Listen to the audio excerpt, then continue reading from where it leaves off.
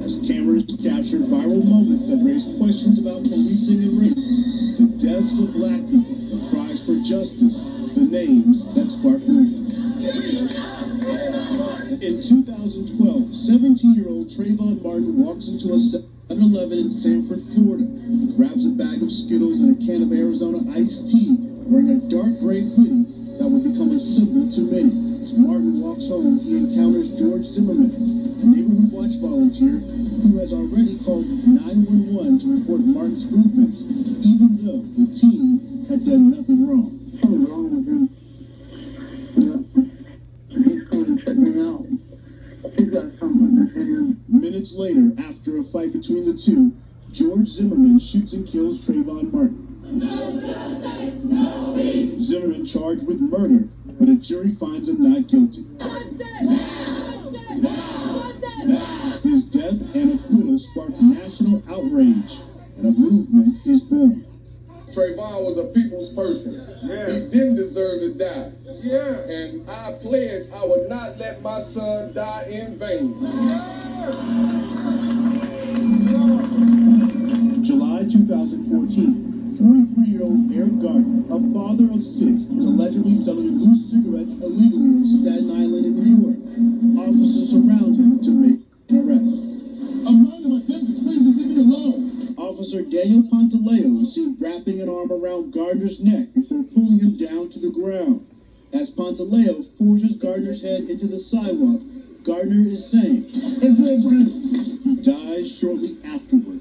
5 years later, Pantaleo is fired after it is determined he used a chokehold banned by the NYPD. But long before that day, Gardner's last words become a national cry for help and social justice. August 2014, 18-year-old Michael Brown is shot by a police officer.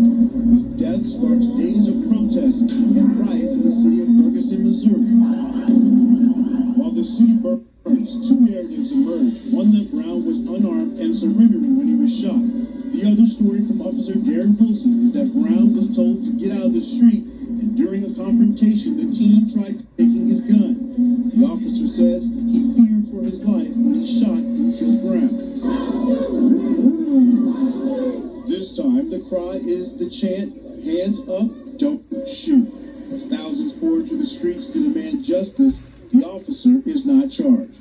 We have had enough of all of this, and this change must come.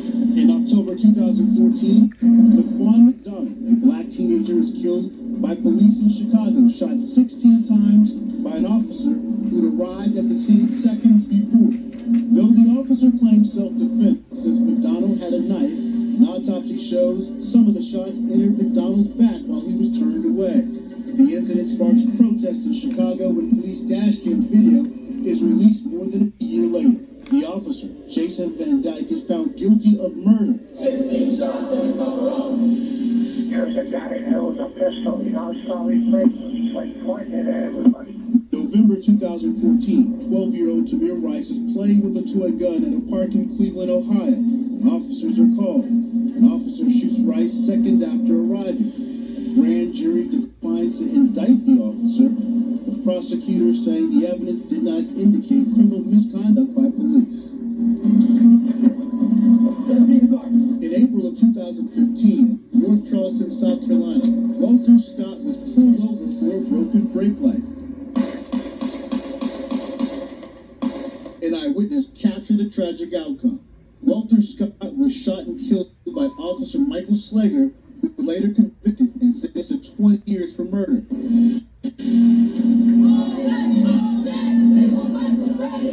Later, in April of 2015, the city of Baltimore is rocked when Freddy dies in police custody. The 25-year-old black man's arrest is caught on video.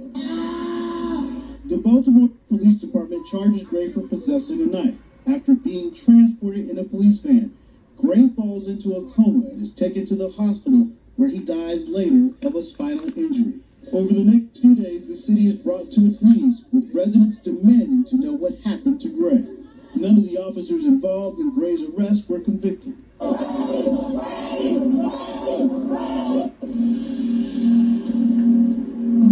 In 2015, Sandra Bland is pulled over for a minor traffic violation by State Trooper Brian Encina. You mind putting out your cigarette, please? I'm in my car when I put out my cigarette. Well, you can step on out now. Their exchange escalates, resulting in Bland's arrest. The video shows how quickly the interaction turns. Get out of the car, and then I will light you up. Bland is found dead in her cell days later. Her death ruled a suicide.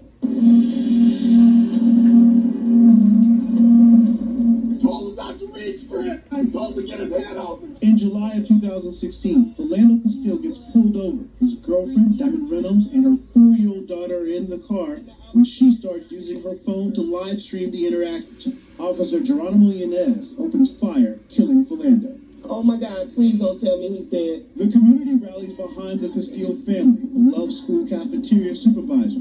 The officer is charged but later found not guilty. He wasn't no criminal.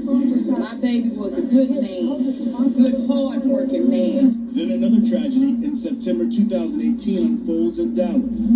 Justice, no peace. No justice, no peace. 26-year-old Botham John is shot and killed by Dallas police officer Amber Geiger while sitting in his own home. So I'm calling on the Dallas officials. Please, come clean. Give me justice for my son. A jury later found Geiger guilty and she was sentenced to 10 years for murder.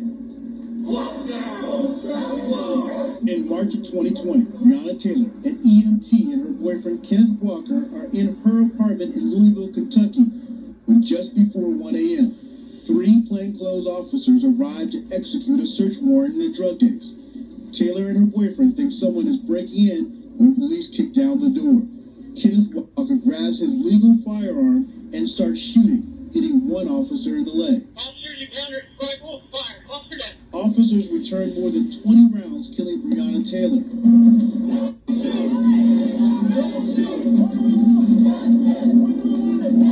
Incident after incident, year after year, tearing at the hearts of black people